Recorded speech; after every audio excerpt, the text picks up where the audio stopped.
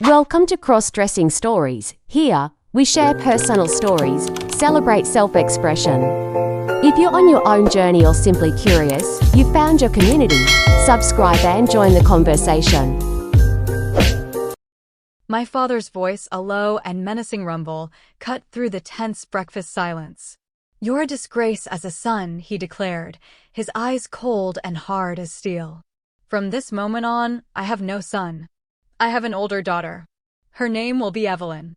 A gasp escaped my lips, the protest forming before I could stop it. "No, Dad. I'm a boy." The world exploded in a flash of pain as his hand connected with my cheek. The force of the blow sent me staggering back, my head cracking against the unyielding surface of the refrigerator. "You will not speak back to me, Evelyn," he seethed. Turning to my mother, his voice was laced with an authority that allowed no argument. "Take her to her room and get her measurements. Then you and Olivia will go shopping for our eldest daughter. I want her to have everything she needs to return to school looking presentable. Afterward, take her for a proper haircut and styling, and purchase whatever else is required." The rest of the morning was a dizzying blur. I vaguely recall the nausea that washed over me, the bile rising in my throat. My mother, her face an unreadable mask, cleaned me up and guided me to my room. A dull ache throbbed in my head, a painful echo of the concussion I had sustained just days before. I lay on my bed, adrift in a sea of shock and disbelief. By the time my mother and sister, Olivia, returned from their shopping trip, I had regained some semblance of composure, but the world as I knew it had been shattered. My life as Leo was over, a terrifying new existence as Evelyn was about to begin. It all began on a sun-drenched afternoon, the air thick with the smell of cut grass and anticipation. The game was deadlocked, a scoreless tie stretching into the eighth inning. It was a classic pitcher's showdown, a spectacle of skill backed by flawless fielding on both sides. They had Morgan on the mound, and he was in rare form, pitching a masterful game. Everyone knew he was destined for the pros. His scholarship to the University of Texas was already secured. He was their golden boy, their untouchable ace. Our own pitcher, Carter, was matching him pitch for pitch, completely in the zone. He worked the corners of the plate with surgical precision, keeping their batters off balance all day. And me? I'm Leo, the bat boy. Just Leo. And this was the game that would irrevocably alter the course of my life. In the top of the eighth, after Carter got 2 quick outs, their coach made a substitution that had our entire bench scratching their heads. "Now batting for Sanchez. Nick Foster," the announcer's voice crackled over the PA system. As Foster emerged from the dugout, a collective murmur went through our team. He was a mountain of a man, slow-moving and seemingly out of place on a baseball diamond. Against Carter's pinpoint control, he looked like an easy third out. Carter's first pitch was a masterpiece of control, a fastball that painted the far outside corner at the knees. "Strike one," the umpire called. Foster didn't argue. He just turned his massive frame slowly, gave the ump a long, inscrutable look, nodded his head once, and then turned his attention back to the mound. The second pitch was a mirror image of the first, another perfect strike aimed at the same spot. But the result couldn't have been more different. Foster unleashed a colossal, roundhouse swing that seemed both clumsy and strangely familiar. The bat met the ball with a deafening crack, that perfect, solid sound that every player dreams of. He began a slow, lumbering journey toward first base as the ball soared high and deep into the afternoon sky. It cleared the center field fence by what felt like a country mile. A home run. As he rounded third base, his trot unhurried, I realized where I'd seen that swing before. It was the ghost of Babe Ruth at the plate. Carter, rattled but ever the professional, retired the next batter quickly, but the damage was done. We were down by 1 run with only 6 outs left to turn things around. In the bottom of the eighth, Morgan seemed to find a second wind. He struck out our first batter and induced a weak ground out from the second. Just when it looked like our chances were fading, our third batter managed a soft single to right center field.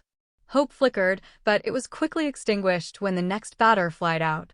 Still, our coach was encouraging, telling everyone that Morgan was finally looking tired. The top of the ninth was a testament to Carter's resilience. 3 up, 3 down, the crowd chanted, and Carter delivered, retiring them in order with practiced ease. Now it was our last chance. The bottom of the ninth. Liam Parker led off and slapped a looping single just over the infield, a classic Texas leaguer. Next up was Preston, who executed a near-perfect sacrifice bunt down the first baseline. He was thrown out, but he did his job, moving Liam into scoring position at second base. That brought up Titan, our gentle giant of a cleanup hitter. With the tying run on second, he swung for the fences, trying to end the game with one heroic blow. Instead, he got under it, sending a harmless pop-up into the waiting glove of the first baseman. 2 outs. A runner on second. And our pitcher, Carter, was due up. On the second pitch he saw, Carter swung and hit a sharp grounder that hugged the first baseline, skipping just over the outstretched glove of their diving first baseman. Liam, running on contact, was being waved home by the third base coach. It was a mad dash for the plate. And then I saw it, Carter's bat, lying directly in the base path between third and home. Instinct, honed over years of thankless but dedicated service, screamed louder than reason. A bat in the baseline is a hazard, an obstruction. My job, my one singular purpose in that moment, was to clear it. I didn't think, I just reacted. I darted from the dugout, a small, swift shadow against the manicured grass, my eyes locked on the Ashwood bat lying perilously in Liam's path. The roar of the crowd was a physical force, a wall of sound pressing in on me. I heard the frantic, pounding footsteps of Liam rounding third, his focus entirely on the catcher and the promise of home plate. I bent down, my fingers wrapping around the smooth, familiar wood of the bat. Just as I straightened up, the world became a blur of motion and a solid, jarring impact. Liam, running at full tilt, collided with me. The air was driven from my lungs in a painful gasp. We went down in a tangled heap of limbs. I heard the sickening thud of the catcher's mitt swallowing the ball, the sharp, definitive slap of a tag, and the umpire's voice, clear and final, "You're out." The world went silent. Not a true silence, but a specific kind, the sudden death of hope. The triumphant roar of the opposing team and their fans was a distant noise from another universe. On our side, there was only a vast, empty stillness, the collective intake of breath from hundreds of stunned spectators. The game was over. Our perfect season was shattered. And I was the one holding the bat, lying in a heap of shame just feet from home plate. Coach Evans was on me before I could even process what had happened. His face, usually a mask of stern but fair discipline, was contorted with a rage I had never witnessed. "What in God's name were you thinking, Leo?" His voice was a low growl that cut through the silence. He hauled me to my feet, his fingers digging into my arm like talons. He didn't wait for an answer. In front of the entire team, the silent crowd, and my own crushing humiliation, he declared, "You're done. Get off my field. You're off the team." I was a ghost in my own skin, numb and disconnected, as he personally escorted me to the locker room. He didn't say another word.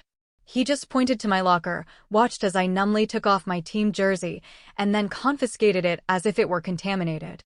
"Shower at home," he grunted, his voice dripping with disgust. "Get out of here." My mind was a fog. Instead of heading straight for home, I wandered aimlessly toward the parking lot, my thoughts a chaotic jumble of replays of the final play. I sank down beneath a large oak tree, trying to grasp the enormity of what had just occurred. It was a grave mistake. A few minutes later, the locker room door swung open, and the team emerged, their faces grim. Several of them, led by Liam Parker, saw me. The look in Liam's eyes wasn't just anger, it was a cold, righteous fury. "There he is," Liam spat, his voice laced with venom. They surrounded me.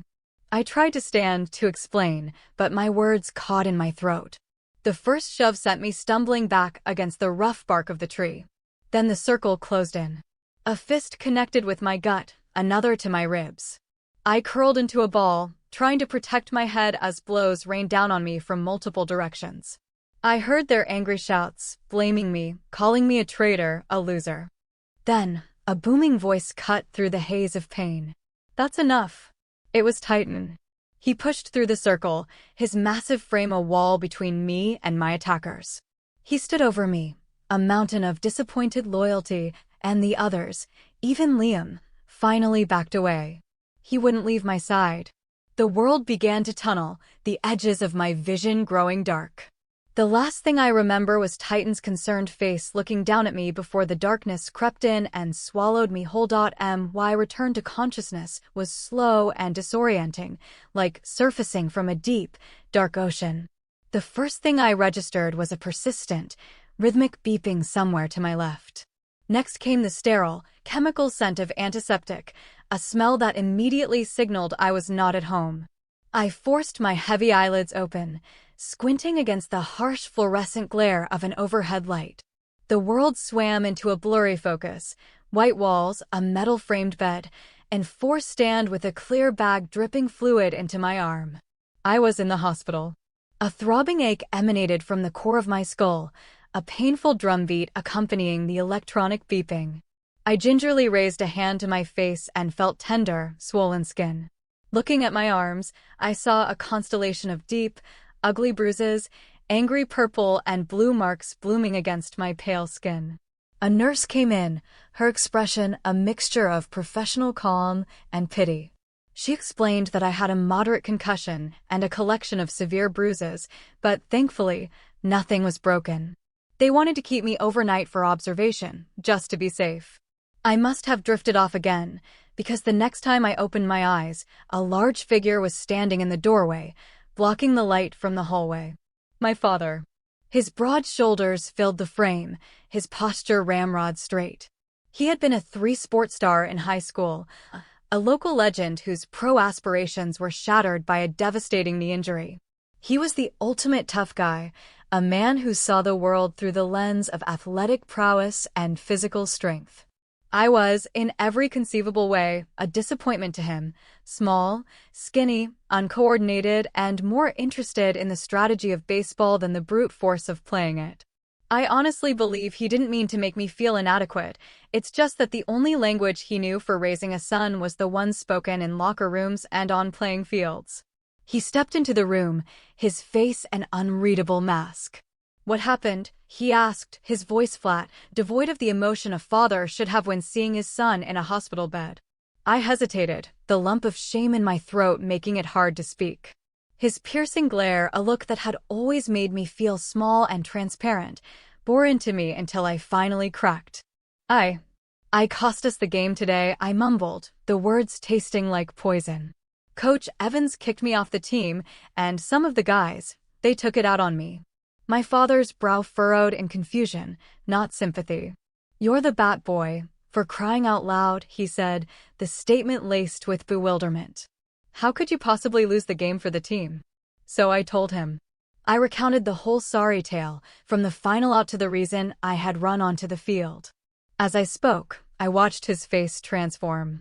The confusion hardened into a stony resolve, his jaw tightening, his eyes becoming flinty. When I finished, my voice trailing off into a whisper, he didn't say a word. He just stood up, turned his back on me, and walked out of the room. A moment later, I overheard his voice just outside the door, talking to what sounded like a police officer. I strained to listen. "No, officer," my father said, his tone firm and decisive. "We won't be filing any charges. Boys will be boys, and he really isn't hurt." The words hit me harder than any of Liam's punches. Beaten unconscious and put in the hospital, and my own father had just declared that my pain wasn't serious enough to warrant consequences. He had just told the world that what happened to me didn't matter. In that moment, I felt a kind of devastation so profound it left me breathless. I was utterly and completely alone. The next day, my mother picked me up from the hospital. She was quiet during the drive home, her silence a heavy blanket that offered no comfort. She occasionally glanced at my face, her lips pressed into a thin, tight line, but she said nothing about the incident, about my father, or about what would happen next. My reflection in the car window was a grotesque caricature of my own face. My cheekbones and the area around my left eye were covered in a patchwork of deep blue and purple blotches, some so dark they were almost black. As long as I wore a t-shirt and jeans, the most vicious bruises on my arms and torso were hidden, but my face was a public declaration of my shame and suffering. The doctor's orders were to take it easy for the rest of the week due to the concussion and not return to school until Monday. My sister, Olivia, came into my room as soon as she got home from middle school. Though 2 years younger than me, she was already taller and carried herself with an easy confidence I'd never possessed. She was the athlete in the family, the apple of our father's eye, effortlessly winning the competition for his affection that I had long since abandoned. "Leo? Is that really you under all those bruises?" she asked, her typical bluntness softened by a sliver of concern. "Yeah, it's me," I mumbled from my bed. "You really made them mad," she said, sitting on the edge of my desk chair. "Why did you stay at the field?" "That was a really bad idea. Coach Evans gave you a head start. If you'd just gone straight home like he said, they probably would have cooled off by the time they got out of the locker room." "I don't know why," I said, the truth of it echoing in my own ears. "I wasn't thinking. I was just in shock." "Well, Dad not pressing charges was probably for the best. You didn't hurt the team's reputation any more than you already did." She paused, picking at a loose thread on her jeans before looking at me again. "But something big happened today. The word I'm getting from my friend Chloe, her brother Aaron is on the team, is that most of the guys who jumped you are feeling pretty ashamed. 8 against 1 and you're smaller than any of them.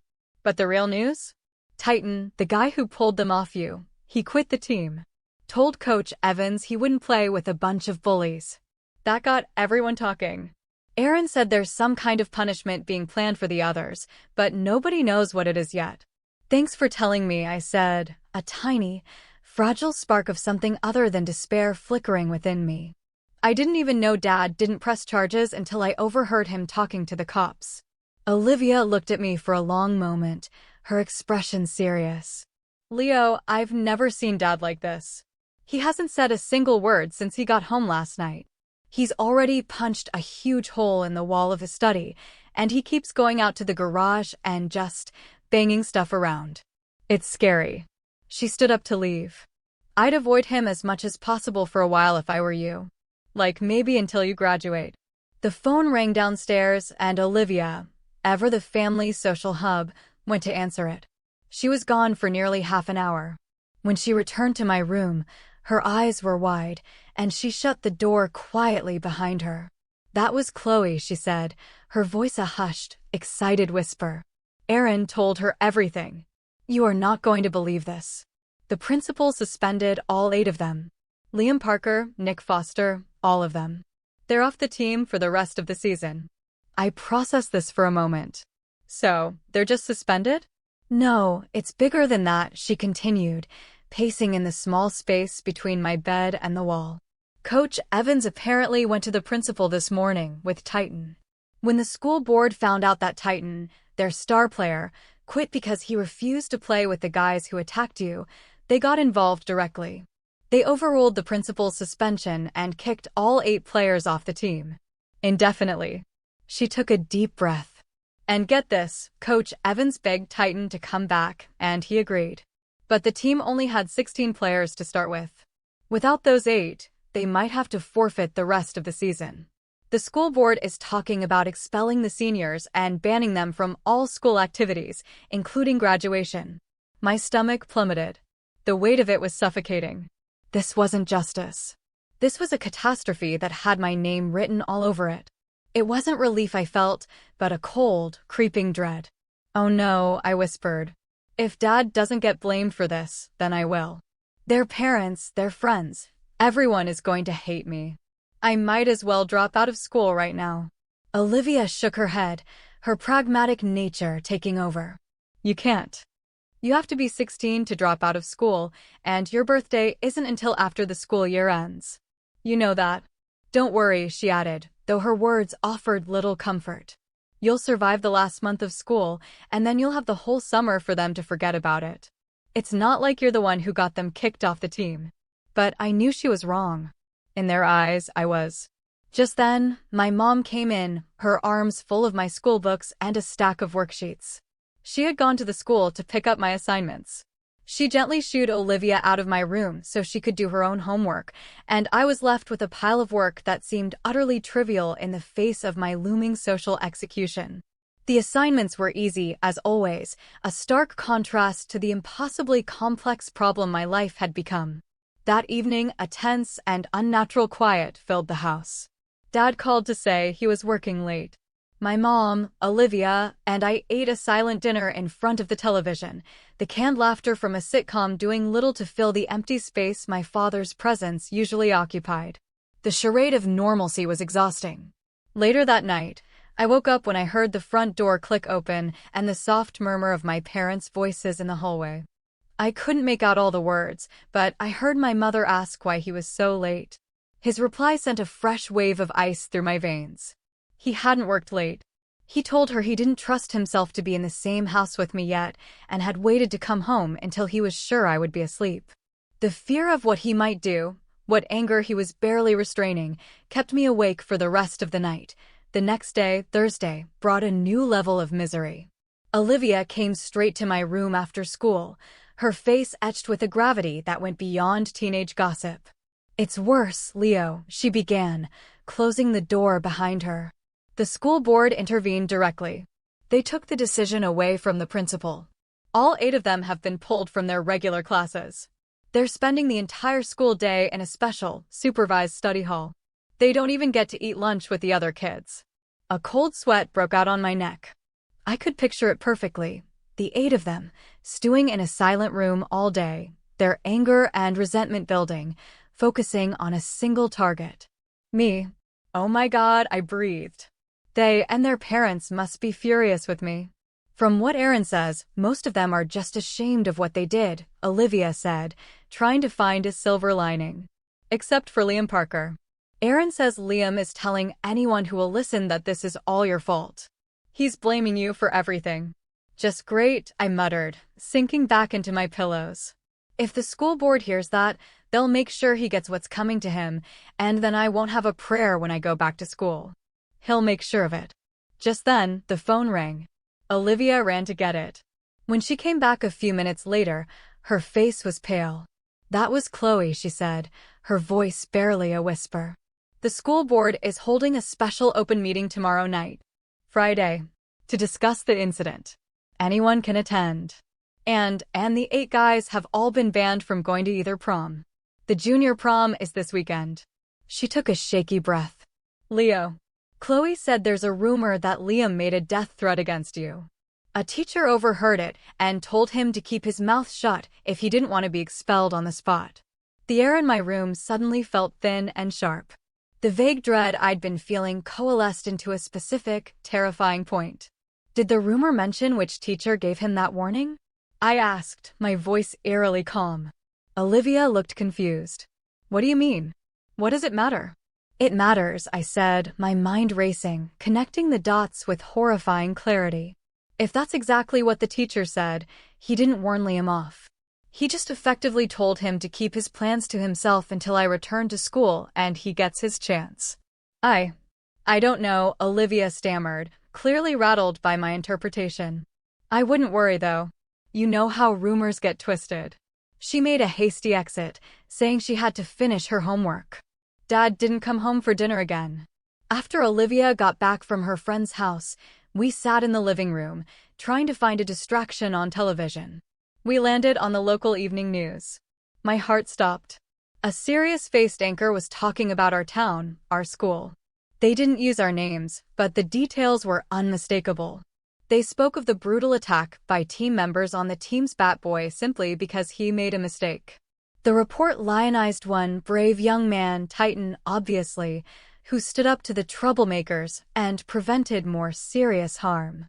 I couldn't breathe. I stood up, the room tilting slightly, and walked back to the sanctuary of my bedroom, shutting the door on the sound of my own public crucifixion. It was no longer a school problem. It was a town spectacle. All I could see was my life coming to a violent, humiliating end on Monday. Sleep offered no escape that night. It was just a different stage for my fear. Friday was a blur of anxiety. The news cycle had seized upon the story, and the upcoming school board meeting was now the main event. News channels promoted their live coverage, framing it as a crucial moment for the community to address the rising tide of youth aggression before things got worse. The narrative had spun completely out of control, and I was pinned to the center of the storm. Olivia came home from school with tales of a campus buzzing with tension and rumors. We were talking about it in my room when a voice, sharp and commanding, cut through our conversation from the doorway. "No one from this family will be at that meeting. Is that clear?" It was Dad. We were both stunned into silence. He was home hours earlier than usual, and we hadn't heard him come in. He stood there, his face a thundercloud of controlled fury. His tone, especially directed at Olivia, was one she had never heard before. It was not a request, it was an unbreakable command. We both nodded mutely. He gave us one last hard look and then abruptly left. Olivia, shaken, made a quick exit. That night, the house was a tomb. I was confined to my room after dinner, Dad's unspoken decree being that I was not to witness the public dissection of my life. But I left my door slightly ajar, straining to hear the television from the living room. The meeting was a brutal spectacle. A local preacher spoke of a crack in the door of our peaceful community. Angry parents demanded to know why the assailants weren't facing criminal charges. Finally, the county sheriff stood up and explained, with carefully chosen words, that my father had refused to take legal action. The way he phrased it subtly implied my father feared for my safety from retribution if charges were pressed, painting him as a protective father rather than one who dismissed my suffering. It was a lie, but it was the public narrative now. The sentiment in the room was overwhelmingly for harsh consequences. Some residents even called for the boys to be expelled from the school district entirely. After 3 hours of public comment, the board took a recess. When they returned, they asked their attorney if the school itself could press charges, given the incident occurred on school property. He advised consultation with the prosecutor's office, deferring a final decision. Their temporary solution was to keep all 8 students isolated in their supervised study hall, barred from all school activities. Their parents were formally notified that expulsion was still on the table and that the seniors involved might not be allowed to graduate with their class. After the broadcast ended, I shut my door, the weight of the night finally crushing me. I fell into a deep, troubled sleep, but it was filled with nightmares, replaying the collision, the beating, and my father's cold dismissal over and over. I woke up on Saturday morning drenched in sweat, my bedsheets twisted and damp. After showering, I went into the kitchen for breakfast. Mom and Olivia were already there. As I poured myself a bowl of cereal, Olivia looked at my face, the bruising having shifted into new, sickly shades of yellow and green. "Yuck," she said, with the thoughtless cruelty of a younger sibling. "You've got some new colors going on. You might want to think about wearing some makeup before school on Monday." It was the spark that lit the fuse. Dad, who had been silently reading the paper, stood up so abruptly his chair screeched against the floor. He looked like he was about to explode. But then, just as suddenly, he stopped. A strange, calculating look crossed his face. He stared at me for several long seconds, his eyes roaming over my small frame, my bruised face. The rage receded, replaced by something colder, more terrifying. "That's not a bad idea, Olivia," he said, his voice chillingly calm. He turned his full attention to me, and the words he spoke next shattered the final remnants of my world. "You're a failure as a boy. From now on, I don't have a son. I have my oldest daughter. We'll call you Evelyn." A gasp escaped my lips, a primal protest. "No, Dad. I'm a boy." The slap was lightning fast and brutal. The force lifted me from my feet and slammed me against the refrigerator. My head cracked against the metal door and the room spun violently. "No back talk, Evelyn," he seethed. He turned to my stunned mother. "Take her back to her room and get her measurements. Then you and Olivia will go shopping for our eldest daughter. Get her whatever she needs to go back to school looking her best. After that, get her dressed, take her to get her hair done, and shop for the rest of what she needs." I barely registered the wave of nausea before I threw up, my body convulsing. My mother, her face a blank mask of compliance, cleaned me up and helped me to my room. The headache from the blow compounded the lingering pain of the concussion. As I lay there, numb and dizzy, the terrifying reality began to sink in. My father wasn't just angry. He had found a punishment, a way to erase the son who had failed him and replace him with something else entirely. It wasn't just about the game anymore. My identity, my very existence as Leo, was being systematically dismantled, and a new, horrifying life as Evelyn was about to be constructed in its place. I barely remember the next few moments, my mind reeling from the impact and the horror of my father's words. I felt a wave of nausea, and my mother had to help me as I threw up, the meager contents of my stomach spilling onto the floor. She cleaned me up with a detached, mechanical efficiency, her face a blank wall. She then guided my trembling body to my room, the throbbing in my head a roaring symphony of pain. I collapsed onto my bed, adrift in a sea of shock and disbelief. By the time my mother and Olivia returned hours later, laden with shopping bags, the initial shock had worn off, replaced by a hollow numbness. My mother came into my room and, without a word, began emptying the bags onto my bed. Dresses, skirts, blouses, and piles of unfamiliar, delicate fabrics. "Strip," she said, her voice flat and devoid of emotion. I was too broken to protest, too tired to fight. I did as I was told, standing before her, exposed and humiliated. She opened a jar of chemical-smelling cream and began applying it methodically to my legs, my arms, my chest. The cold goo was a violation in itself. After a long, silent wait that seemed to stretch for an eternity, she led me to the shower to wash it all off, instructing me to use Olivia's floral-scented shampoo and conditioner. When I stepped out of the shower, my skin felt unnaturally smooth, alien to my own touch. My mother was waiting. She handed me a pair of silky panties and a flimsy bra. I slipped them on, the foreign fabric a constant, irritating reminder of my new reality. She then began to construct a crude feminine silhouette, stuffing foam pads into the bra. "We'll start you with an A cup," she said clinically, using adhesive strips to secure the pads to my chest so they wouldn't shift. Next, she showed me how to put on a pair of padded panties to give me the illusion of hips. My own body had become a costume. Once the foundation was laid, my mother began to work on my head. She painstakingly set my hair in rollers, applying sticky gel that stiffened my hair into strange shapes. She covered my head with a noisy, portable dryer bonnet, and then started on my hands.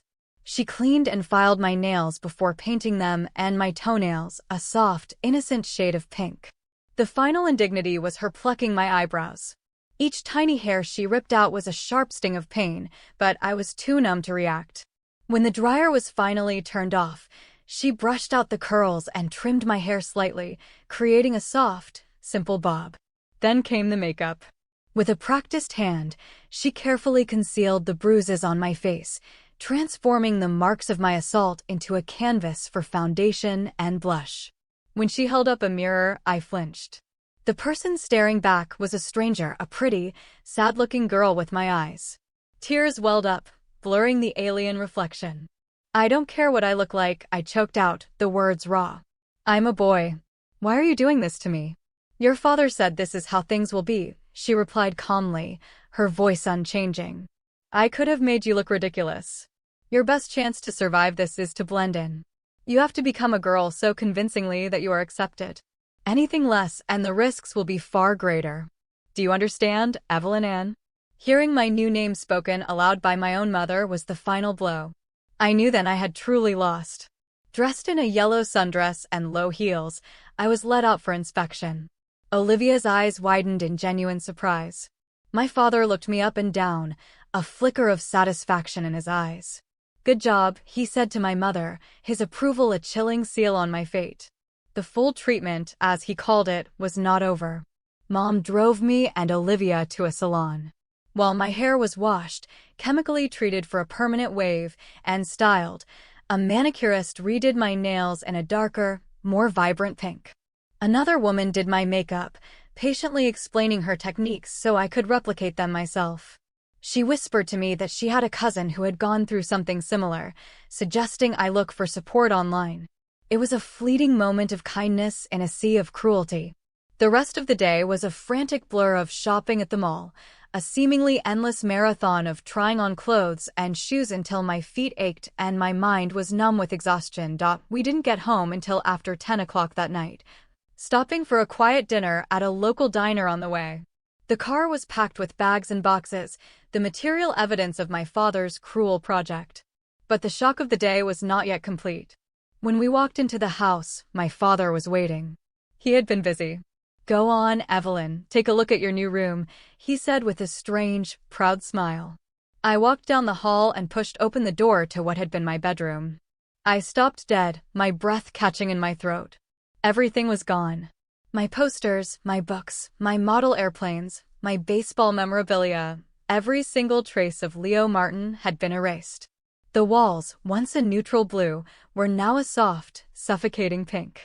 In place of my simple bed and desk was a gleaming white bedroom set, complete with a vanity table and a frilly canopy bed draped in feminine floral covers. "This is very nice, dear," my mother said, coming up behind me. "How in the world did you get all this done so quickly?"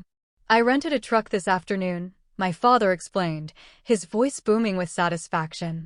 "Loaded every last thing that was in this room and took it straight to the dump. Then I slapped a quick coat of paint on the walls and went to that fancy kids' furniture store. Told the sales lady I wanted the most feminine bedroom set she had for my daughter's 16th birthday. She picked it all out. I paid extra for same-day delivery and setup." He beamed. "I'll get out of your way so that you and Evelyn can put everything away." I just stood there, staring at the canopy bed, the white lace curtains, the empty shelves where my life used to be. It wasn't just my clothes or my appearance that had been changed. My father had physically annihilated my past. I finally snapped out of my stupor and, like an automaton, began unpacking my new clothes, filling the drawers and closet of the stranger's room that was now mine. As I was getting ready for bed, I overheard my parents talking. My father wanted to know if I had anything to wear to church the next day.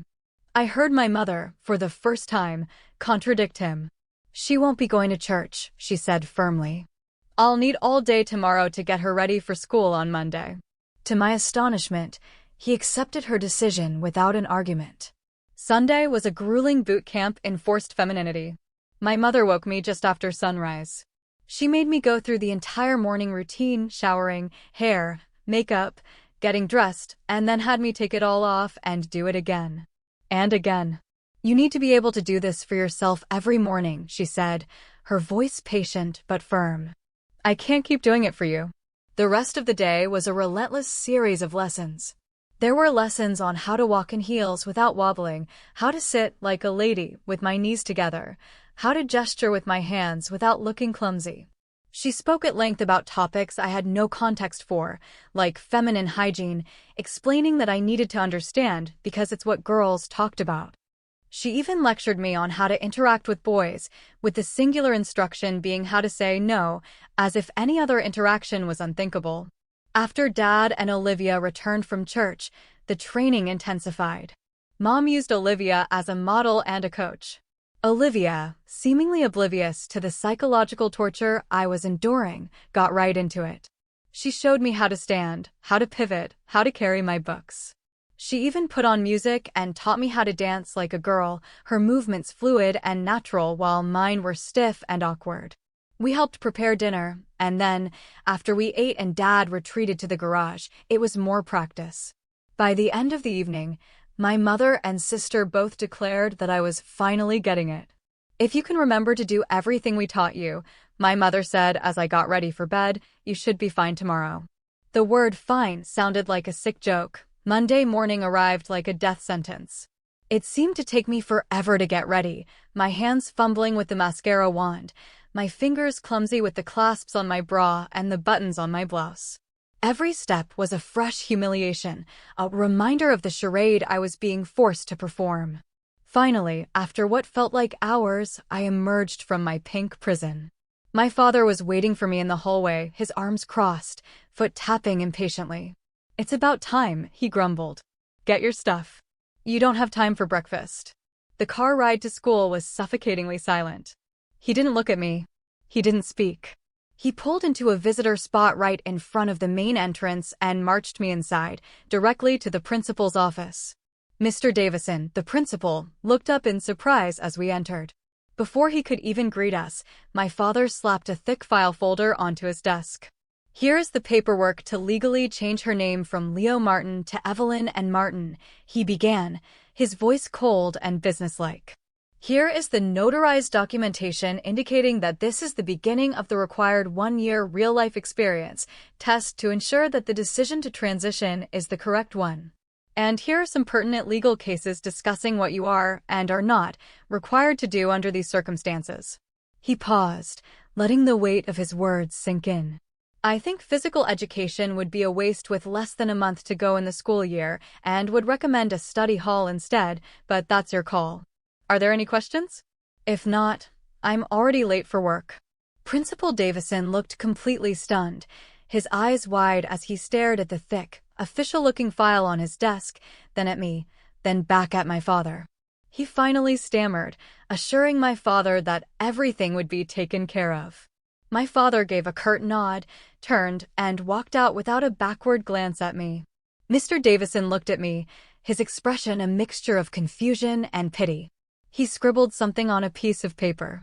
"Go on to class, Evelyn," he said, the new name sounding strange and foreign. "Show this note to each of your teachers. Come back and see me at lunchtime. We'll get this all sorted out." I walked out of the office in a daze. The paperwork, the legal jargon, the 1-year test, my father had thought of everything. He had brilliantly, cruelly, used the very language of tolerance and identity to legitimize his abuse, trapping me not just in a dress, but in a legal and social framework from which there was no apparent escape. I made my way to my locker, the hallway still mostly empty. I put my new purse away and got out the books I needed for my first class. I was still in shock, my mind struggling to process the depth of my father's deception. How could he do this? I may not have been the son he wanted, but I was still his son. I got to my first class, English, 5 minutes early. I walked in and handed the note to my teacher, Mrs. Lincoln. She read it, gasped audibly, and then looked up at me, her eyes scanning my face, my clothes, my styled hair. I could see the color drain from her face as the realization dawned. She silently took out her grade book, crossed something out, and then handed me back the note. "Take a seat, Evelyn," she whispered, her voice strained. I sat down at my old desk. As the other students filtered in, I became the center of a storm of whispers and confused stares. No one said anything directly to me, but the question was on everyone's face. After the bell rang, Mrs. Lincoln stood up and faced the class, her expression grim. "Class," she said, her voice wavering slightly. "This is Evelyn and Martin." She paused, taking a shaky breath. "She will be taking the place of Leo Martin in our class." She just stood there for a moment, as if waiting for the world to make sense again. Then, with a slight shake of her head, she turned to the board and began the day's lesson. I assure you, I was the only one in the room who heard a single word she said. The rest of the class was silent, their eyes locked on me, the boy who had disappeared, replaced by the bruised, pretty girl sitting in his seat. The lions in the den now had a brand new and very confusing Christian to deal with. The school day was a masterclass in silent torment. In every class, I was the unwilling centerpiece, a living, breathing spectacle. Teachers fumbled with my new name, students stared with a mixture of morbid curiosity and pity, and I felt the weight of 1,000 unspoken questions. The worst part was the walk between classes, where I could feel Liam Parker's friends watching me from down the hall, their smirks like daggers in my back. I kept my head down, my new hair falling around my face like a curtain, and focused on simply getting from one room to the next without breaking. At lunch, I dutifully reported back to Mr. Davison's office. He had the thick file my father had given him open on his desk, and he looked even more stressed than he had that morning. He had arranged for me to eat in the library for the time being, to give things a chance to settle down. It was an act of kindness, however small, and I was grateful for the reprieve from the prying eyes of the cafeteria. As I sat alone at a dusty corral in the back of the library, picking at a sandwich I had no intention of eating, a large shadow fell over me. I flinched, expecting a confrontation, but when I looked up, it was Titan. He stood there, holding a carton of milk, his expression one of profound confusion and concern. He looked at my face, my clothes, my painted nails, and then his eyes met mine. "Leo," he asked, his voice a low, gentle rumble. The sound of my real name was like a lifeline thrown to a drowning man. My carefully constructed composure crumbled.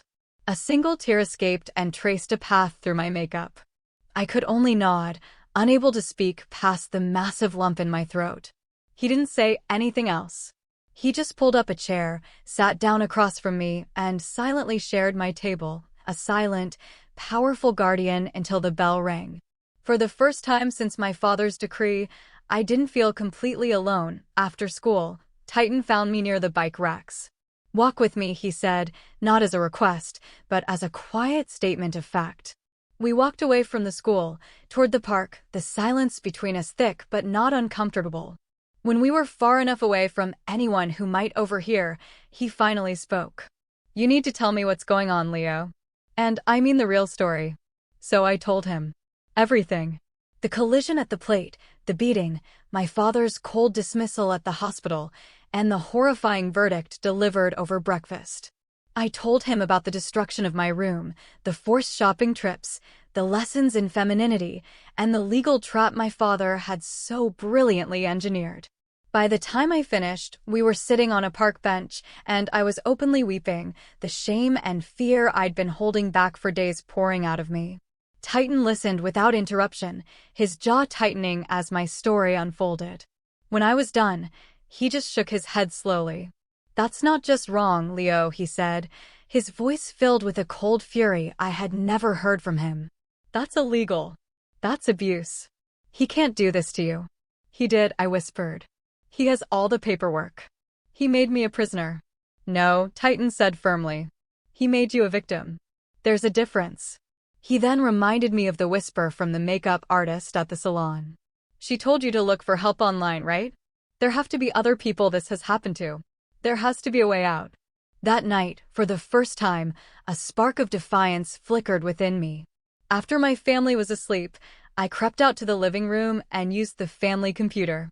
With shaking fingers, I typed parental abuse, forced identity change, and coerced gender transition into the search bar. What I found was a revelation. I found stories from other kids, resources, and legal websites detailing parental rights versus child abuse. I learned that what my father was doing, the coercion, the isolation, the destruction of property, the emotional and physical abuse, was against the law, regardless of the fraudulent paperwork he had created. For the first time, I had a shield, knowledge. The next day, armed with newfound knowledge and the bedrock of Titan's support, the world felt slightly less terrifying. The plan began to take shape. Titan, using his status as the school's star athlete and moral compass, requested a meeting with Mr. Davison. He didn't betray my confidence, but he expressed extreme concern for Evelyn's emotional well-being, hinting that the home situation was not what it appears and that he believed I was under duress. This planted a crucial seed of doubt in the principal's mind, making him question the validity of my father's aggressive legal maneuvering. The next piece of the puzzle fell into place unexpectedly.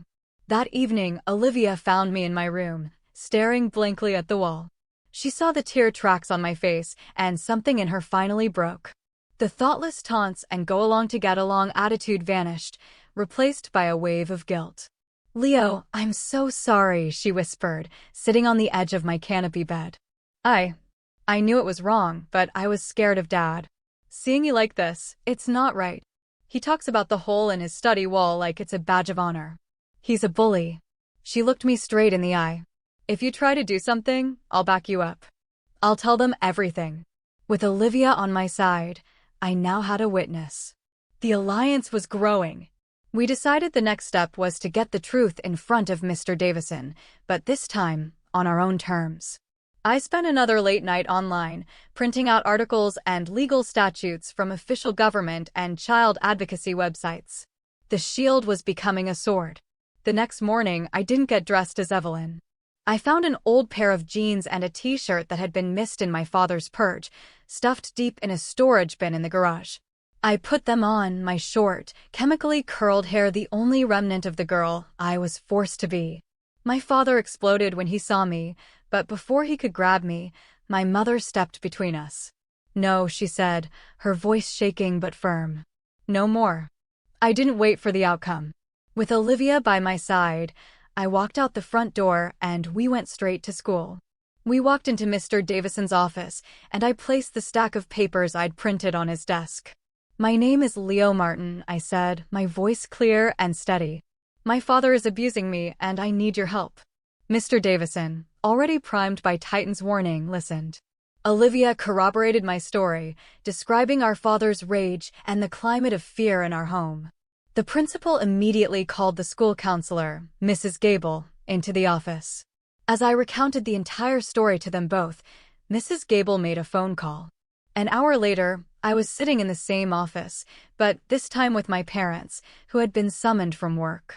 My father strode in, furious and ready for battle, but his face fell when he saw not just the principal, but Mrs. Gable and a calm, professional woman who introduced herself as being from Child Protective Services. He tried to bluster, waving copies of his fraudulent paperwork, but his lies crumbled under the weight of the truth. I spoke my story again, this time looking him in the eye. Olivia backed me up. My mother, weeping, confessed that everything I said was true. My father's carefully constructed world collapsed in on itself. He was informed that he would not be returning to the family home and that a formal investigation was being opened. He left the school not as a conquering hero, but as a defeated man under escort by a police officer. The weeks that followed were a whirlwind of change. A court order kept my father away, and he eventually faced charges for child abuse and filing fraudulent documents. My mother, free from his suffocating control for the first time in years, began the slow process of finding her own strength, starting with therapy for herself and for us. The pink paint in my room was the first thing to go, covered over in a calm, neutral blue. My new clothes were donated, and with my mother and a surprisingly supportive Olivia, I went shopping for clothes that felt like me. The first stop was getting my hair cut back to its normal style. Returning to school as Leo was daunting, but I wasn't alone. Titan was a constant, steady presence at my side. Coach Evans, deeply ashamed of his initial reaction, personally apologized and insisted my spot as the bat boy was waiting for me. The story of what had really happened spread through the school, and the narrative shifted completely. Liam Parker and his crew, already disgraced, became social pariahs. The whispers that followed me now were ones of respect and admiration. I didn't magically become a sports jock or the most popular kid in school. I was still quiet, skinny Leo. But something inside me had changed. I had found my voice in the darkest of moments and had fought my way back to the light. At the final baseball game of the season, I was back in the dugout, arranging the bats, the familiar scent of pine tar and leather a comforting balm. Titan hit a towering home run, and as he crossed the plate, he looked over at the dugout and gave me a nod. I smiled and nodded back. The game, which had been the source of all my pain, had also, in the end, been the catalyst for my liberation. The scars were there, a quiet reminder of the battle I had won, but for the first time in a very long time, I felt whole. I was home,